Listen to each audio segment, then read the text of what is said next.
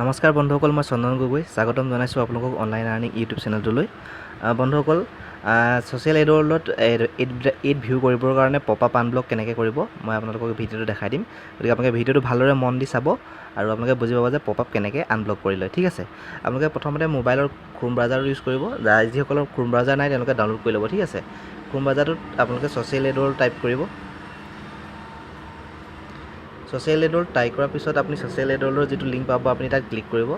Click কৰাৰ পিছত আপোনাৰ যেতিয়া ৱেবছাইটটোলৈ আহি যাব আপুনি ৰাইট ছাইডৰ ওপৰত থকা ডট তিনিটাত ক্লিক কৰিব। ঠিক আছে, ডট তিনিটাত ক্লিক কৰাৰ পিছত আপুনি ছাইট ছেটিংছত ক্লিক কৰিব। ঠিক আছে, ছেটিংছত ক্লিক কৰাৰ পিছত আপুনি তলত পাব ছাইট ছেটিংছ বুলি এটা অপশ্যন। ছাইট ছেটিংছত ক্লিক কৰিব আৰু আপুনি অলপ তললৈ চাব, তাত লিখা আছে পপ আপছ। ঠিক আছে, POPUPS আপুনি তাত ক্লিক কৰি দিব। ক্লিক কৰাৰ পিছত আপোনালোকে এটা অন অফ বটন পাব, সেইটো আপোনালোকে অন কৰি দিব। ঠিক আছে, অন কৰাৰ পিছত বেক হৈ যাব। বেক হোৱাৰ পিছত আপোনালোকে লগ ইন কৰিব। ঠিক আছে, লগ ইন কৰিব। তাৰপিছত আপোনালোকে চাব আপোনালোকৰ এড ভিউ কৰোঁতে পপ আপ ব্লক অপশ্যনটো নাহে। ঠিক আছে, ইয়াত আপোনালোকে ক্লিক কৰিব, আপোনাৰ এড খোল খাই যাব। ঠিক আছে, তেতিয়া পপ আপ ব্লক নাহে। Thank you. আৰু আপোনালোকে যিসকলৰ আপোনালোকৰ টীমত পপ আপ ব্লক কাৰণে এড চাব পৰা নাই তেওঁলোকলৈ ভিডিঅ'টো শ্বেয়াৰ কৰিব। ধন্যবাদ।